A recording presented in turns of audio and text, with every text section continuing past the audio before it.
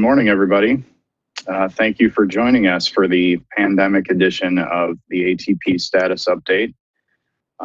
This is now our third status update that we're providing to you as a University of Wisconsin community. So thanks for joining us. Typically when we do this, we have a mixture of people in the room with us and people watching live on screens elsewhere. But in this context, everyone's watching on a screen everywhere. So welcome to all of you. Hopefully from the first status update, we've got all the lighting issues worked out so that you can see all of the people that are going to be talking today, which are Steve and myself. Hopefully you are all doing well. It's the 14th week since the pandemic began, and I know that there's so much activity happening across the system, across the state, across the nation and the world in handling the COVID-19 pandemic and handling all of the societal issues that we're facing today. So there's just a lot going on, and we really appreciate you taking the time to watch our status update today. Next slide. So we have several things that we want to go through with you this morning.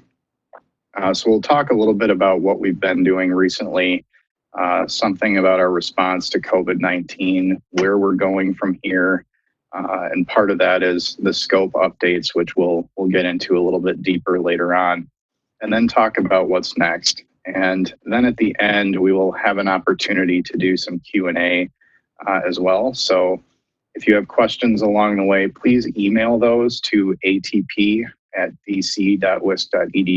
I think you're also seeing the email address on your screen as well. So if you have questions, send them to that email address, and then they will be funneled to Steve and I to address in that portion.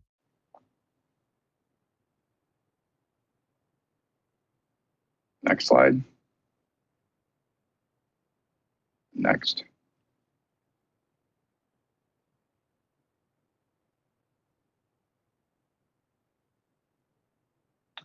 One more. Okay, so recent accomplishments on the procurement front. As part of ATP in the umbrella, we've talked about this in the past, that ATP is an overarching program that contains multiple projects. So the procurement automation project is one of those. The major cornerstone ERP project is another. And then RAMP, the Research Administration Modernization Project, is another project under the ATP umbrella. So a recent accomplishment on the procurement on the RAMP project is the RFP that was issued and went out and was responded to by several vendors for the Research Administration Modernization Project software and implementation vendors. So the team is currently reviewing those RFP responses. They came in and they were due on June 1st. So the team is working through the responses to those and we'll be conducting vendor demonstrations later on in the summer, likely all virtual. So stay tuned and keep your eyes open for possible opportunities to participate in those vendor demo sessions that will be held later this summer. Another recent accomplishment on procurement is our quality assurance process. So as part of ATP and P2P and ERP and RAMP, we will have a quality assurance vendor that will be helping us to validate that the deliverables that we're producing are of quality, and they're going to be providing some guidance to us along those fronts as well. So the progress that we've made there is we have a preferred QA vendor for ATP and the procurement automation project. And as of right now, we're currently developing statements of work, two separate statements of work for those two kind of separate projects, given the timelines of those two projects happening. So those are a couple of updates on procurement. There will be a little bit more update on procurement activity a little bit later. Also, likely from your areas, you had recruitment processes for staff in your areas ongoing before the pandemic hit. ATP was no exception to that. We were in line and had some recruitment processes going Some of those because of the pandemic and because of the hiring freezes across UW-Madison and across the system, we had to pause on those activities. But we were able to build our team a little bit just as the pandemic was starting, because this was lined up ahead of time. So interestingly, much of our team has not met these folks that you're seeing on the slide face to face yet, but they've really become a part of our team in a big way. We feel like we've met, we feel like we've known each other. So we want to be sure to welcome all of these individuals to the team. So a little bit more on COVID-19. I think all of you have been impacted by COVID-19 and preparations and just how to think through it, how to deal with it from your own perspectives. ATP is not any different in this case. So I'll turn it over to Steve to talk a little bit more about our response to this. Thanks, Nick, and good morning, everybody. Yeah, you know, it's hard to imagine that there's any institution on the planet that was not affected by COVID-19, you know, in some way, shape, or form. And Nick, as you just said, we were no different. We had big impact to the state, big impact to the UW system, and so we knew there needed to be adjustments to ATP. And so after we made the pivot to an all remote workforce and got our teams sort of organized, we started thinking about, well, what are the things that need to change because of COVID?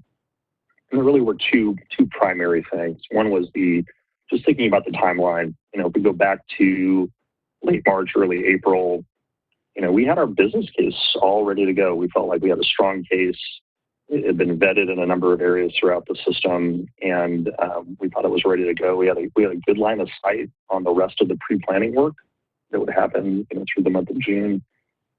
But we just felt it wasn't appropriate to go forward in April to the board at that time and for formal approval of the program. And the reason really has to do with all the uncertainty around COVID. And we knew back then, and even now, we don't fully understand the impact to resources across the system, both human and financial resources, and how that might need to inform our decision-making about ATP. So, you know, the way we decided to approach it is that we would slow our approach to the board for approval. It says there on the slide that we're targeting October to go back. I think the way I would verbalize that, just to set expectations properly, October would be the earliest we would go back to the board. And the thinking there is that, you know, by that October board meeting, we may have some more information about the impact in the fall, on the fall term, that can inform our decision making. You know, an initiative like ATP requires that we set a pretty big stake in the ground.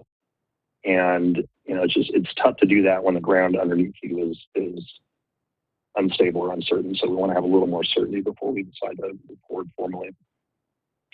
So if all this lines up correctly, you know, we go to the board in October, we get approval ideally, and we would look to begin our planning activity in January.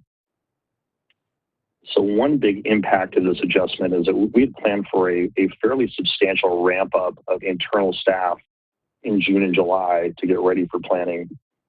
So obviously that's been put on hold. That's going to be delayed until we get the formal board approval. So timeline was one big aspect of change for us. The other was around some of our procurement activities. So we've got a lot of procurements in motion with potential partners, third-party vendors. The two that got impacted the most significantly were, number one, the software selection. That is essentially on hold until we get board approval. We just felt like, you know, we can't go forward and announce a software vendor and execute a contract until we have the board approval to move forward. So that is just going to have to stay on hold until we get that approval. The systems implementer procurement activity, we had an RFP out on the street for SI support for planning and design. And so we thought it would be helpful to change this up a little bit. And we've actually asked all the potential vendors to come back, you know, under the new conditions. So we said, look, we're not going to know the software product for a while, but we would be interested in proposals that talked about what kind of planning work could you support in a software agnostic fashion? Like how much planning could we get done? How could you help? And the thinking that we have there is that, if we see the right kind of value that can be added by some SI help at the right price point, and it can come in a way that supports the pre-planning and planning work we want to continue to do, that it would be beneficial to get that help, especially in light of the hiring freeze and things like that. So the selection committee is evaluating those proposals now, and we'll make a determination on what makes sense. So you look for an update before long on where we're going with this procurement.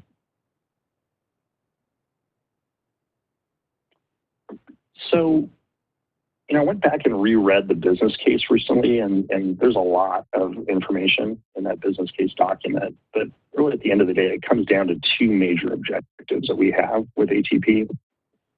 One is return time to the mission, and to try to build the right kind of administrative infrastructure that allows people to focus more on the mission, the UW system. The other important objective we have is to build an administrative infrastructure that is nimble and responsive to change. And, just the thinking there is that none of us can predict the future with 100% accuracy, but we can say with a lot of confidence that the future is going to challenge us in ways that we don't even know about today.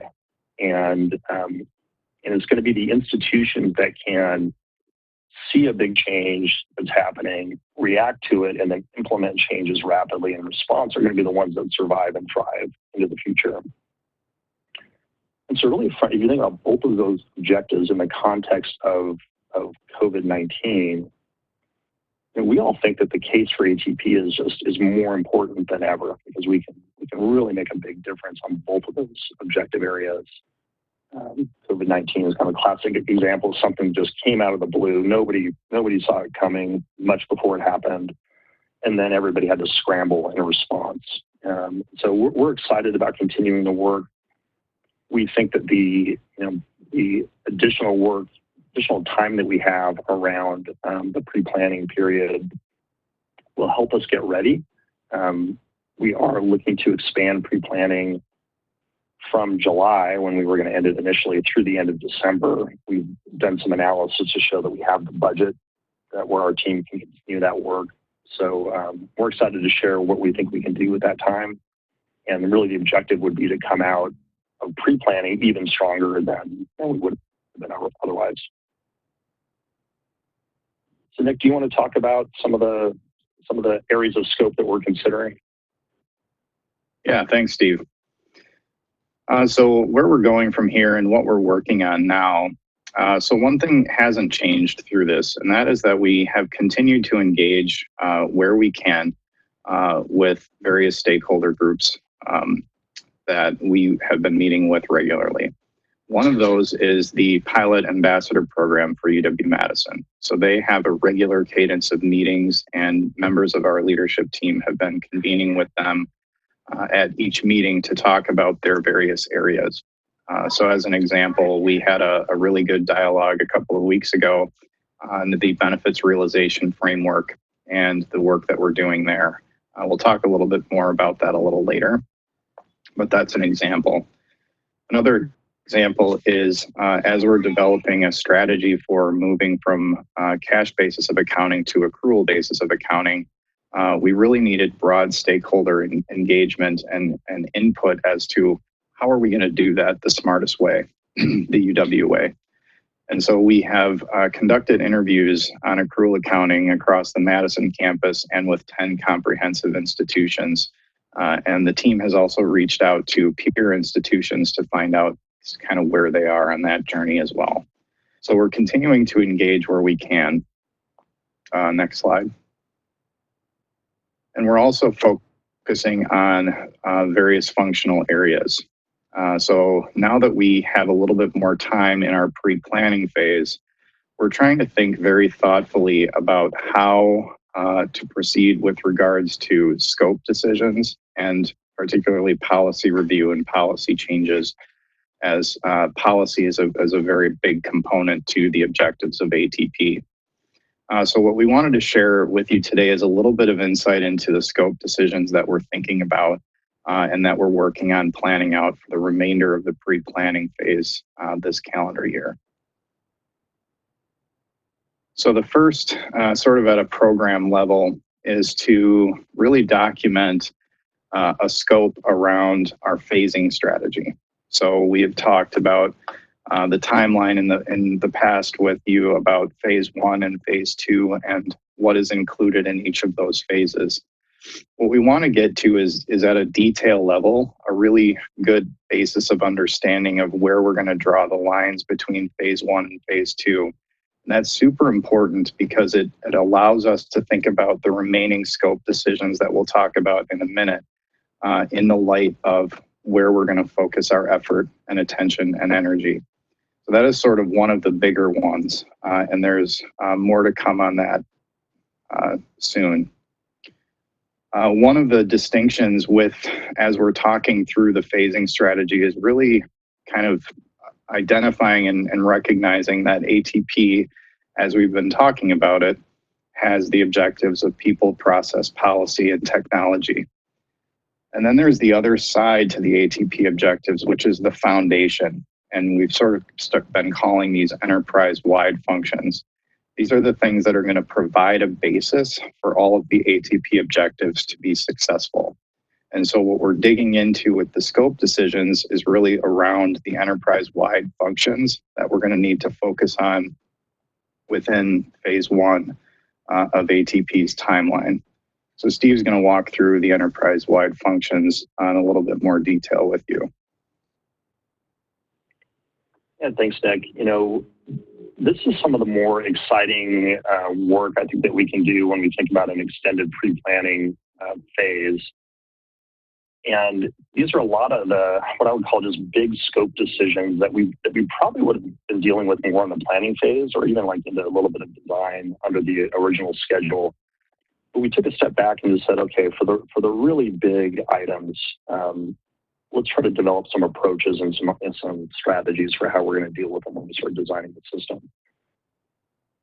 The interesting and challenging thing about ATP is that we are taking an administrative infrastructure that's largely combined today, in that we have the entire system on it, but we're going to deploy the new infrastructure in phases. So we're going to be breaking out the first phase and the second phase, and it just creates some interesting challenges. So, you know, one series of examples is just all around transition from one chart of accounts to multiple very different charts of accounts, you know, as we go through this transition. So if you think about things like the budget system, you know, how do we integrate two very different chart structures into one budgeting system, or can we? So that's one example. How do we do financial reporting? How do we handle payroll between different systems when we have to combine reporting to DOA? And then we've got, you know, a series of just big ticket items that we know are going to impact everybody in the system, but we have to make some decisions about them during phase 1. So those are things like our strategy on imaging and identity management, data warehousing. So it's going to be incumbent on us to make sure that as those strategies are being developed, that we're including elements throughout the entire system, so that whatever we design and kind of start with phase 1 will work in phase 2 as well. The integration to the procurement automation system is important, and that's a project we'll talk about a little bit more, but it's one that's in flight. But we'll have an interim state of integration we'll have to deal with there. The future state support model is important work as well. You know, what we don't want to do is wait till the end of the project to figure out how we're going to support ATP, and then scramble to get those resources in place to do it. So we're doing work now to design the future state support model. And then we want to be very thoughtful about the transition plan that we put together. So how are we going to identify people and get that model stood up? And we know we're going to go through various phases of the transition there as well. The support that's required when ATP goes live. There'll be support for phase 1 and then phase 2, and then changes. So mapping all that out is super important as well. So I think these are areas that impact the entire system. So regardless of what phase everyone is in of deployment, we're going to need some input and help on the design of these strategies.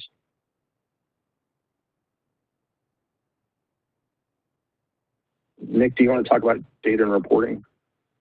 Yeah, very good. Thanks, Steve. So digging a little bit below sort of the program-wide, enterprise-wide functions, you'll recognize these broken out into the focus areas of ATP. So firstly, data and reporting. What we're trying to get to is a defined scope for reporting, data warehouse, and analytics. As most or many of you know, we have several data warehouses that are in use today, whether that's Wisdom and Wiser, or the EPM data warehouse for HR data, or the student information system itself, or student information system warehouses that are out there. We are questioning whether or not we want to keep that kind of model where there's separate data warehouses for each kind of functional area. So what we want to get to is a defined scope for how do we think about this in the long term? How do we set this up so that we're successful from an enterprise level? Using appropriate, modern tools for all of these activities. ATP is a part of that activity. That is not completely the work of ATP. As we know, the student information systems are out of scope for ATP's focus, but ATP has a big role to play there. So what we're doing with the remaining pre-planning phase is really defining the scope around that. How is that going to work? What is going to be our plan?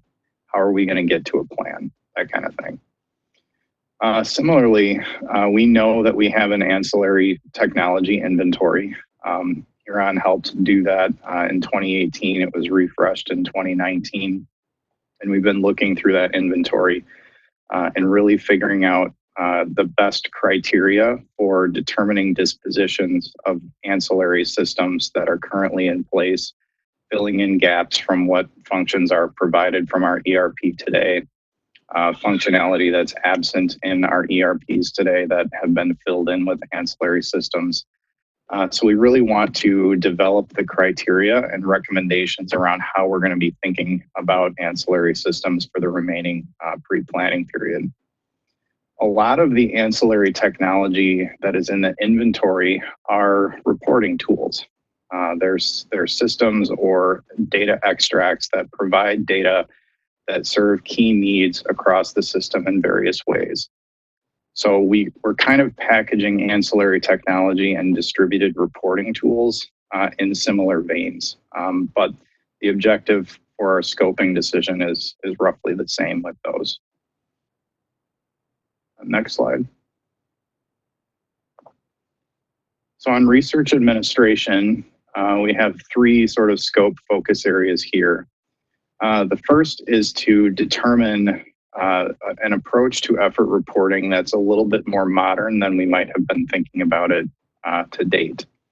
So with RAMP as a project within the ATP umbrella and bringing in a new cloud-based ERP, there's different functionality that will be provided from each of those tools as compared to the tool set that we have today.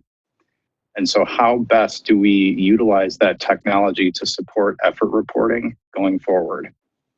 That also gets into the defined post-award scope. So knowing that within research administration, there's the pre-award side and the post-award side.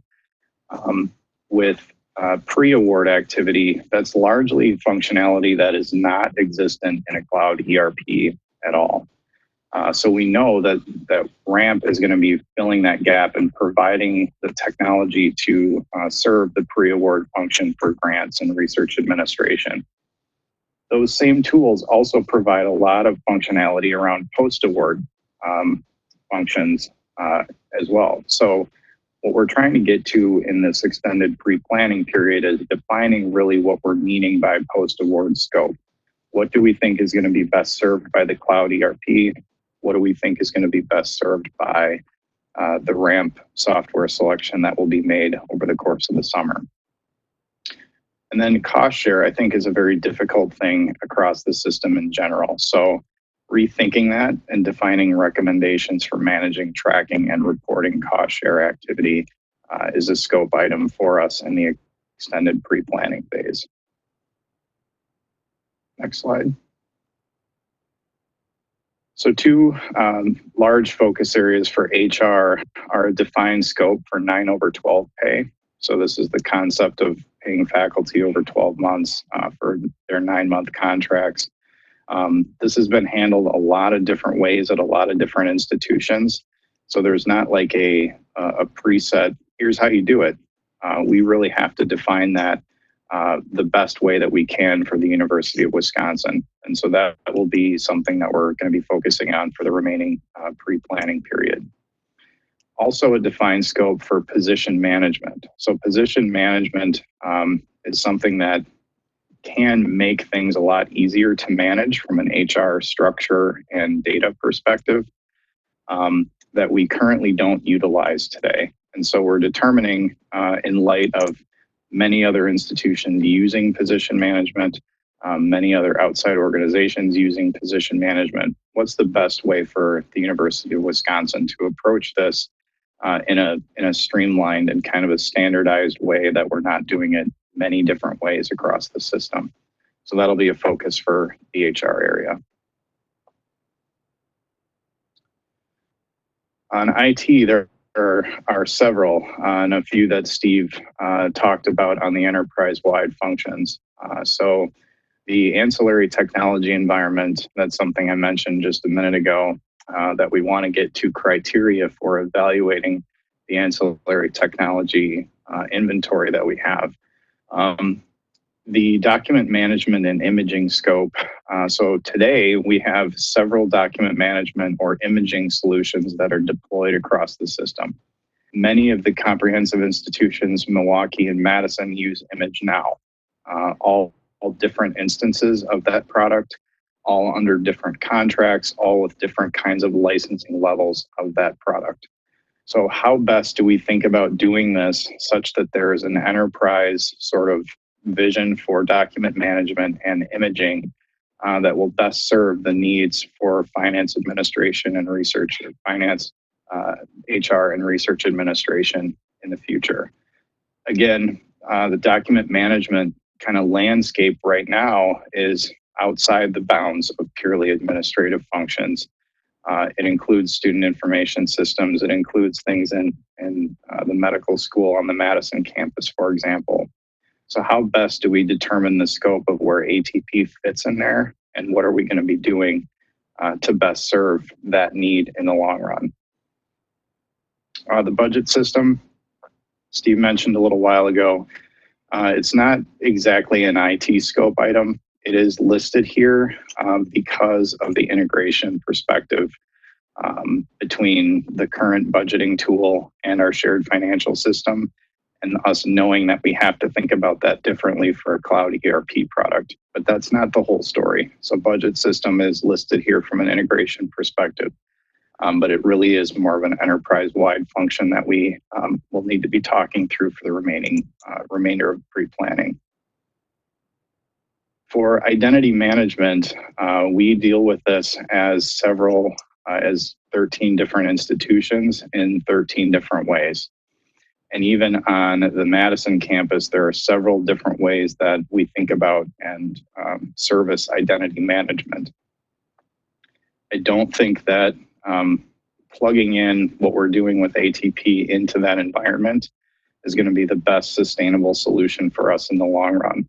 So there's a lot of interest around identity management outside of just ATP in general as a way of managing credentials, managing information security, providing better user experiences where there's one credential instead of many that you need to use. So identity management is called out as a scope item because that's something that we do really need to think about thoughtfully as we proceed with ATP.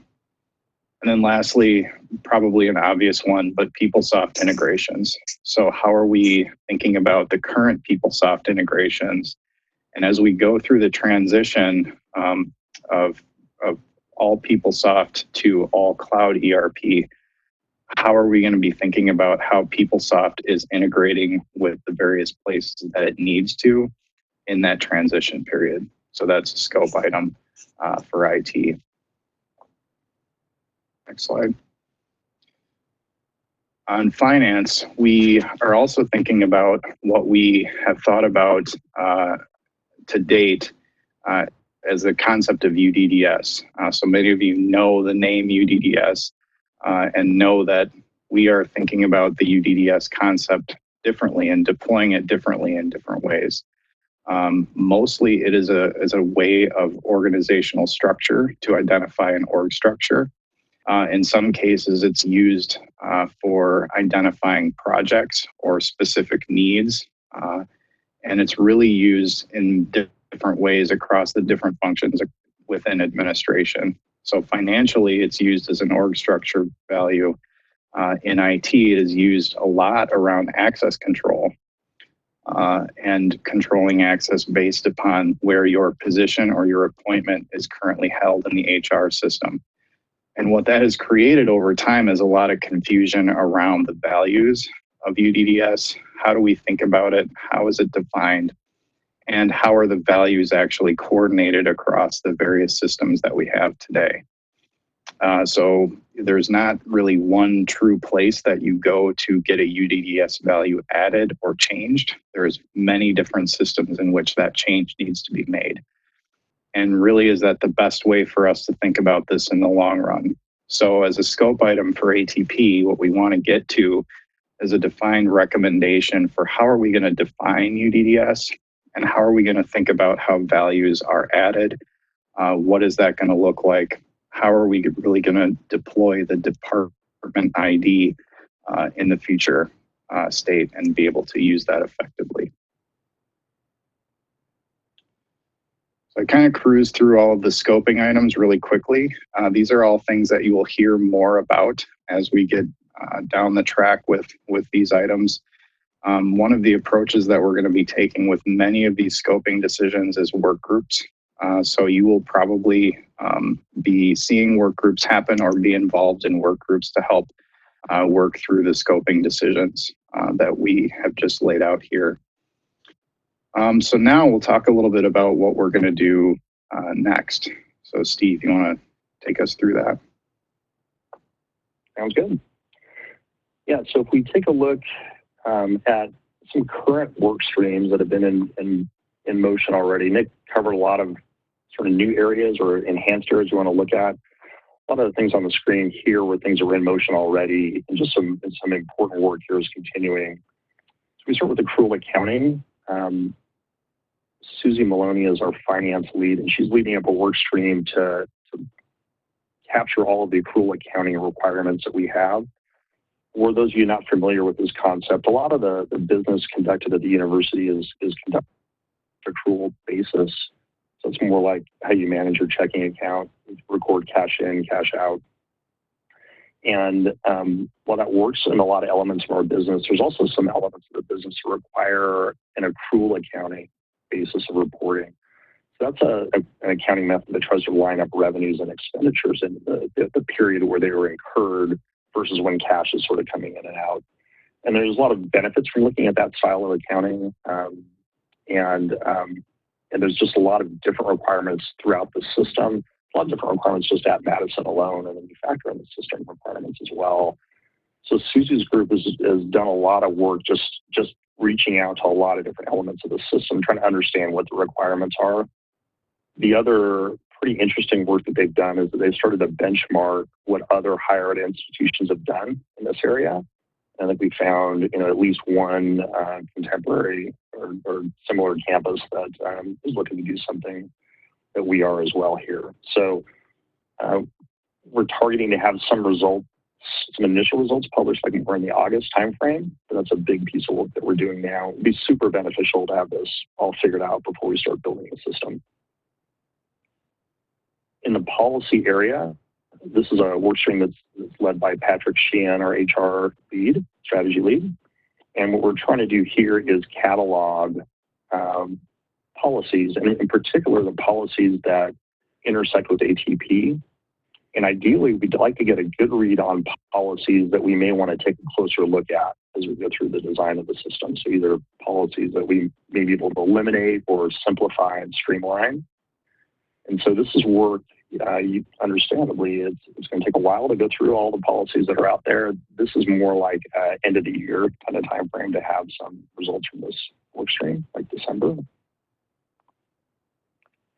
Procurement automation. So the P2P project, the procurement automation project, is one that went on a real small pause, like a 1-month pause when COVID hit.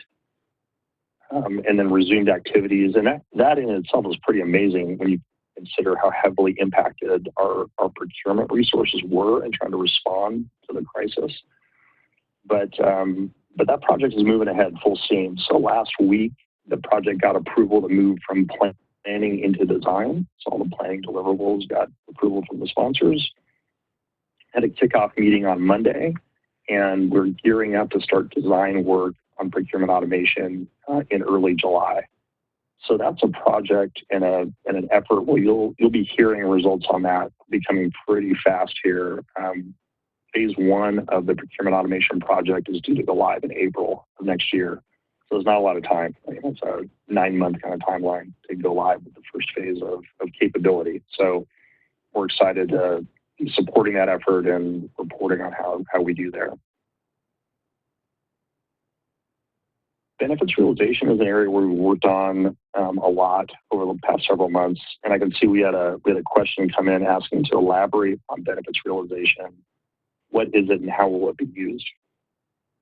So the idea behind our benefits realization work is to try to develop some very specific targets of improvement that ATP is meant to deliver.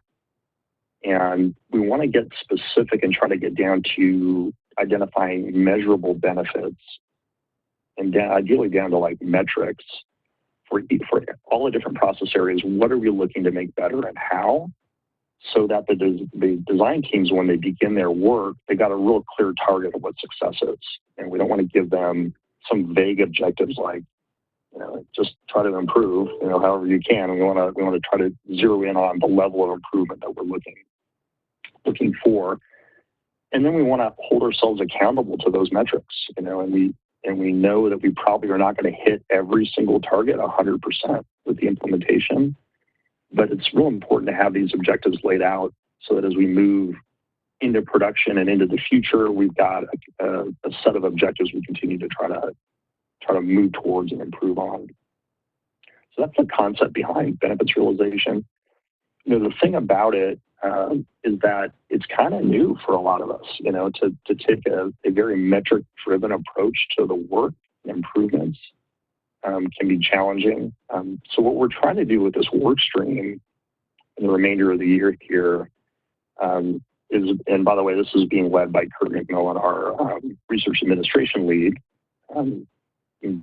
Benefits applies to all aspects of the system. Kurt has graciously volunteered to kind of lead our efforts here.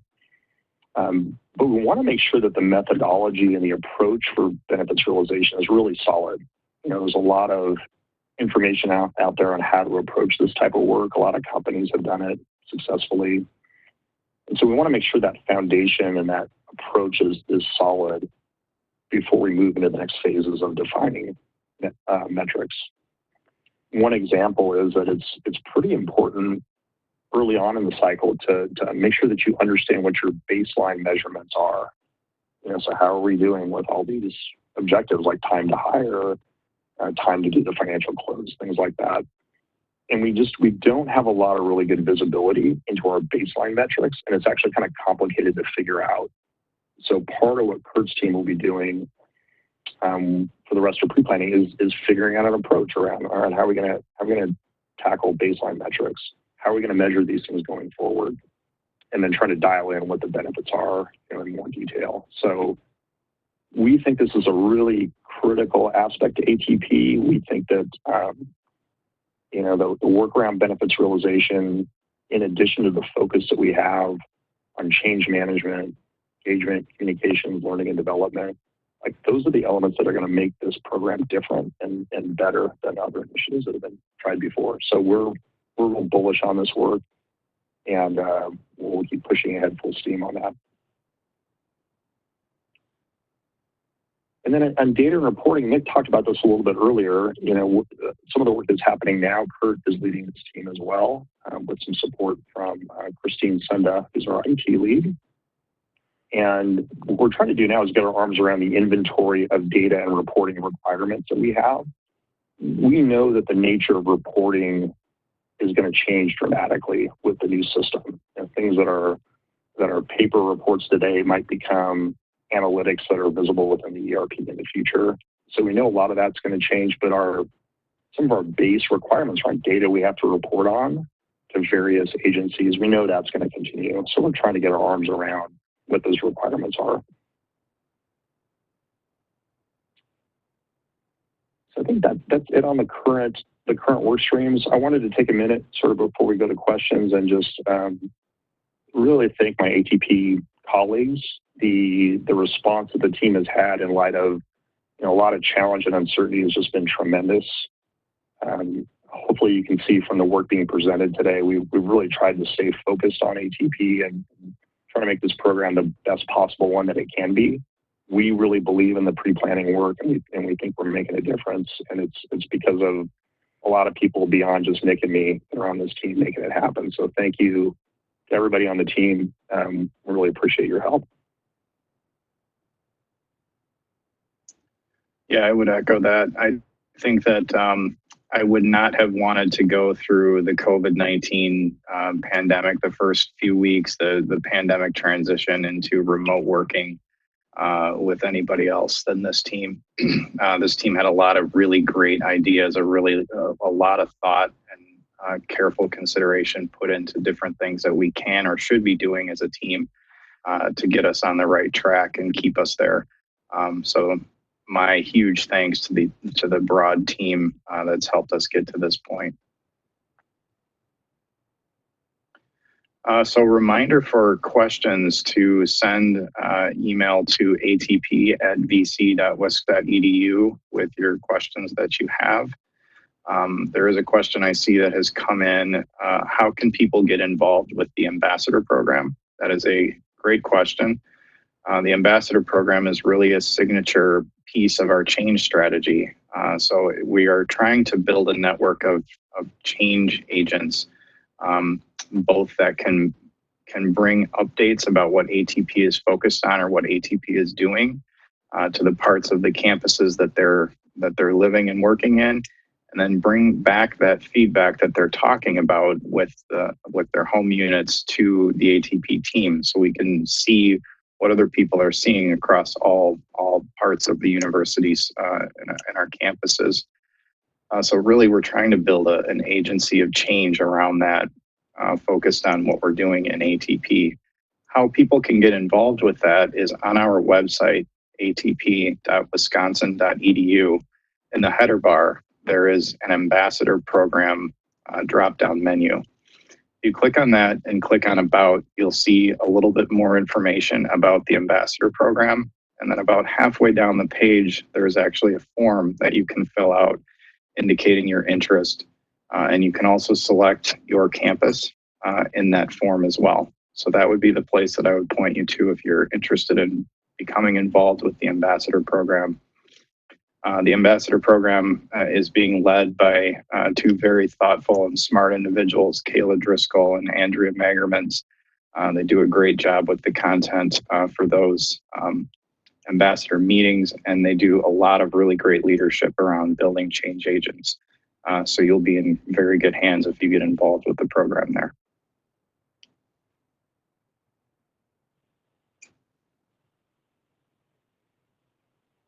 Well, Nick, I see another question that came in. You want me to tackle this one? Sure. See it there? So the question that came in is, what's the relationship between ATP, RAMP, P2P, TTC, and interop? So I have a lot of acronyms in that question. But so the way to think about this is that ATP is a program, it's the Administrative Transformation Program, and within that umbrella, that program, there's a number of projects that will be launched. So one of the projects is the implementation of the ERP. Another project is RAMP, the Research Administration Modernization Program. And another one of those projects is P2P, that's the Procurement Automation Program. And so for those projects with an ATP, the objective there is that we have a similar approach to those projects. And the way we've defined that is that we have the same project management methodology, we have the same change management methodology, and we have the same benefits realization approach. And so all of those projects should look and feel very similar to the people that are participating, and they're very tightly coupled and interrelated. And then in addition to those projects with an ATP, there are projects that we call related projects. So those are things like title and total comp or interop project that we're, as part of the ERP implementation, we're really heavily reliant on those projects being successful and complete. But they don't necessarily have to follow the exact same methodology approach as the ATP projects. And so with those programs or those projects, what we do is we just try to stay in close communication with them and get synced up on their milestones and dates, and we identify dependencies. So that's really the difference. There's really those two classifications of projects and how they relate to us. See another really good question come in. Steve, I'll take that one. So the question is, could you please elaborate on how you are currently evaluating the reporting needs and requirements of the university? Considering the existing decentralized nature of reporting at the various institutions, which groups are you involving in this assessment? This is a great question. I love this. So I think that overall, our strategy is not to develop like for like reports. So we're not looking at inventorying our current set of reports that we have today and translating them into something that is going to be served by different technology in the future. What we're really trying to do is make data more available for the kinds of just-in-time reporting needs that various departments, divisions need across our institutions. So our approach really is to first develop a reporting inventory. And we're starting from central units on the Madison campus, and then we'll kind of go out from there. But really the inventory of the reports is not the most important thing. The most important thing about that inventory is what data elements are serving those reports. And it's there that we can determine, okay, if we need this kind of data to be delivered to answer this kind of question, we will then develop a strategy for how to make that data available in a just-in-time way in the future state. So again, we're not looking to develop report A exists here. We need to transition it into look exactly like report A over here. So what we really want to get to is understanding the kind of data needs that serve to answer questions that need to be asked and answered. Sometimes those are internal kinds of questions that various leadership teams or groups are looking to make decisions based on data. And sometimes it is reporting external requirements. So things that we need to report to other agencies or other organizations. So it's a similar approach in that we're trying to really determine the data that we need to make available, and how we'll make the data available is something that we will be looking at in the planning phase. Hopefully that answers that question, but I'm happy to engage more on that if not.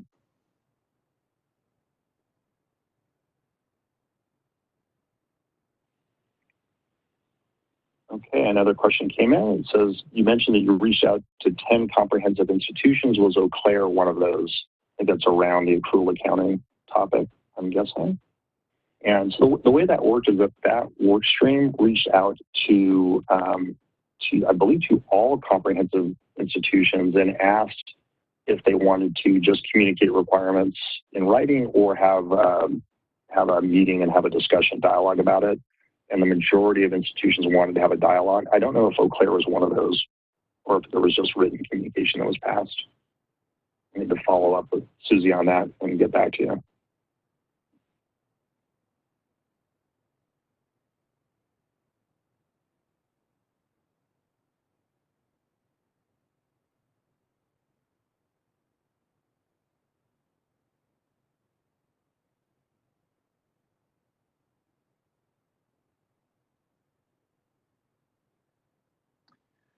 Okay, I see a follow-up came in for the reporting question. The follow-up, if we're looking to make data more accessible, does the project have a rigorous data governance plan to allow for consistent usage of said data? Increased data access without sufficient governance and standardization of usage leads to inconsistent output and decisions. Yes, I could not agree more. So while we do not have a rigorous data governance plan to show you today, that is in fact one of the pieces of the scope items around the data warehouse analytics scope item that I talked about a little while ago. Data governance is going to be a huge piece of that, and we need to determine the ATP scope for that in concert with the data governance work that's happening at UW-Madison, at UW System Administration, and across other institutions. So it's a really kind of complex thing that we don't want to just develop our own data governance plan in a silo. We really want to do this for the betterment of everyone and across the system. So we need to be thoughtful about that. And that is why it's actually one of the pieces of the scope item that we talked about a little while ago.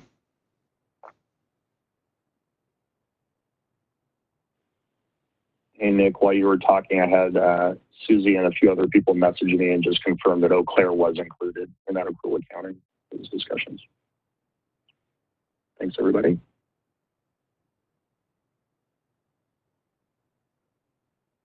Very good. And as we're still taking questions now, I will make a plug that you can feel free to email atp@vc.wisc.edu at any time.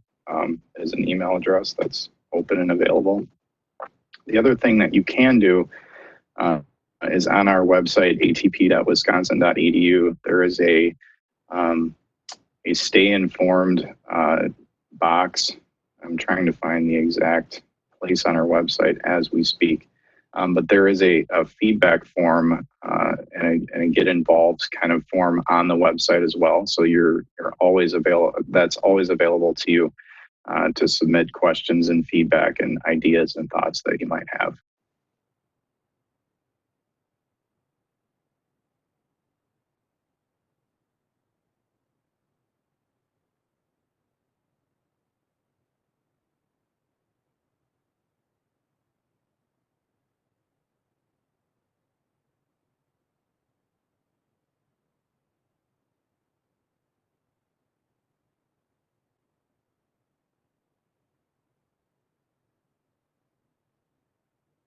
See, another question came in. Steve, do you want to take that one? Yeah, I'm trying to interpret how to answer this one. So the question is, what is the current state of ancillary technology systems at UW System? All right, maybe if whoever answers, give me a little more context on what you're trying to get to with the question. A little more background I can give you is as part of the discovery visits last year, part of what we were trying to uncover at those visits were the number of ancillary systems. And what those discovery visits found is that we have quite a lot of ancillary systems out there within the system. Many of them, if not most of them, are not integrated into the core ERP. And so we've got a lot of instances of duplicate data entry, difficulty in reconciliations. The way those shadow systems or ancillary systems have been implemented has really been pretty problematic throughout the system in terms of people interacting with them. It's one of the reasons why it's a core objective of ATP to try to streamline that and make that as easy as possible on the end users. But if there's more that you want to get to with that, please let me know. If you want me to talk more about the process that we're going to go through the next stage of analysis, I could do that as well, but I'll kind of stop there for now.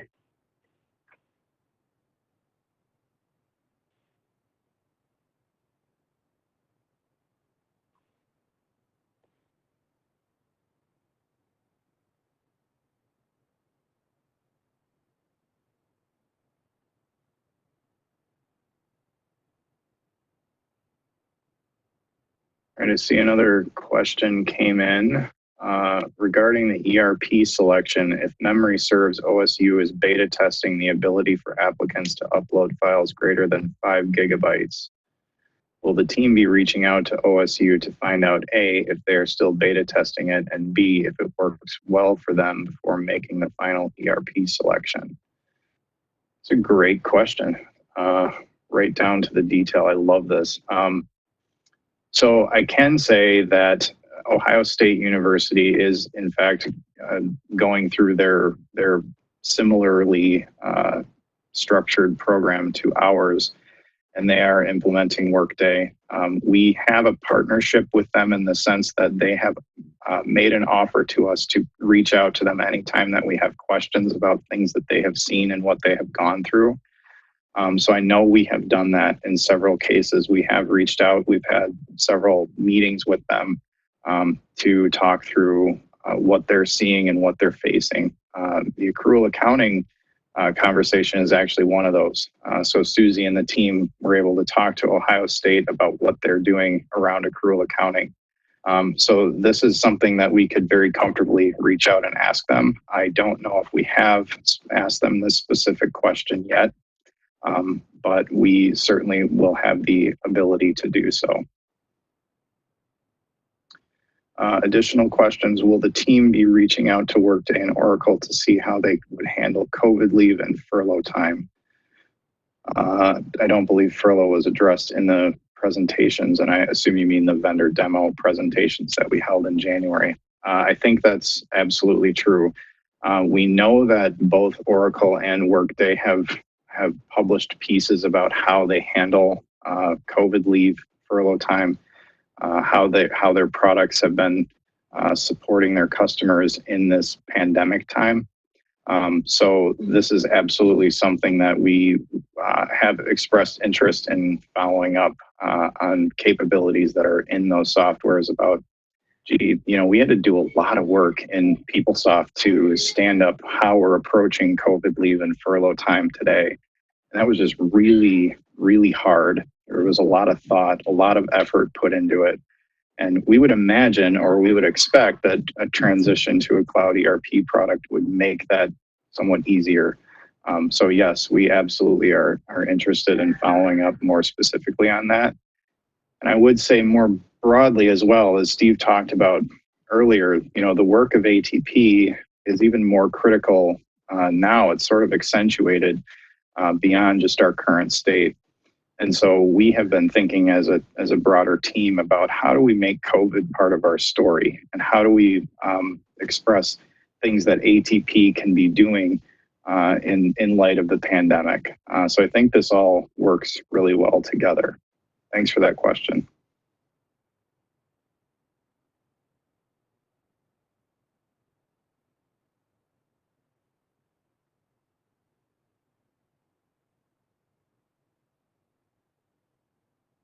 Steve, you want to take the final one? Sure, yeah. So the question is, it seems that there are many changes which will arise from ATP outcomes. Successful change management starts early.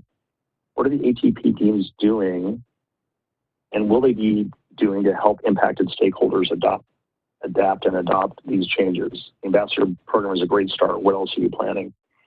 And so that's a great question too. The change program has got three major pillars associated with it. So we'll be engaging in activity across all of these pillars. There's a communications pillar, which will deal with information that we're putting out about the program and about the changes. So one of the things that we'll be doing is, as we go through design of the system, we'll be capturing change impacts as part of that design work, and then dealing with strategies to both communicate them and deal with those changes. So communication activities is one pillar. Engagement is a second pillar. And our plan prior to COVID was to have an awful lot of in-person engagement. So where we'd be going out and talking to people face to face. There's no, as has been illustrated over the last couple of weeks and months, there's nothing like face-to-face interaction. So unfortunately that has been challenged just with COVID. And so I think we're going to have to rethink some strategies around engagement. How do we do a mix of in-person when it's safe and then remote otherwise engagement activities. And we've got a whole engagement team as part of our change program that's thinking about that. And then the third aspect is our learning and development pillar that deals with training and training kind of across the board. So not just training on the software, but training on new procedures that we'll be implementing. And it's a quite comprehensive effort. As the system design starts happening, we'll have a lot more concrete details about it, specifically what we see changing. We'll be able to communicate about. That's the main thrust of the program.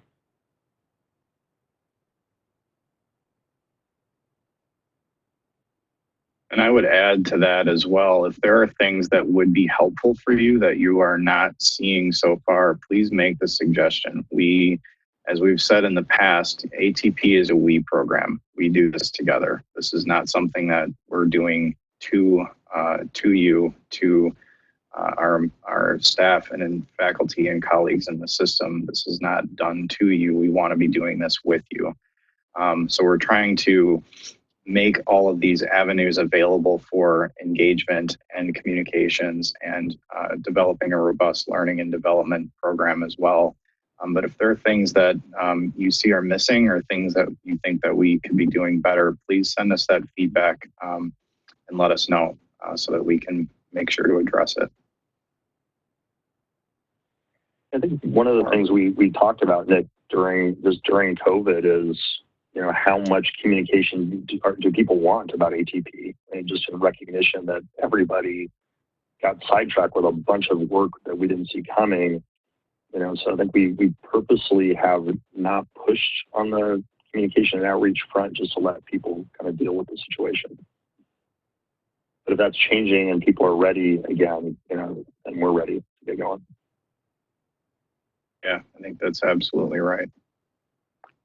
Good. Okay, I see that we're 3 minutes past our scheduled 11 o'clock time.